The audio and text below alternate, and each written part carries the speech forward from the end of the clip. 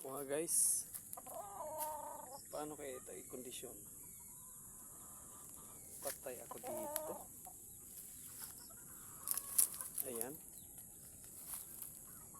Kondisyon ko sana, kaso hindi mahawakan. Patay. Patay. Ayan mga guys. Patay na tayo mga guys. Itutuwins ko sana to. Sana yung isa oh. Itong isa hindi. Hindi pong palo. Kung hindi na mamalo to mga guys, okay lang to. Pero yung isa patay.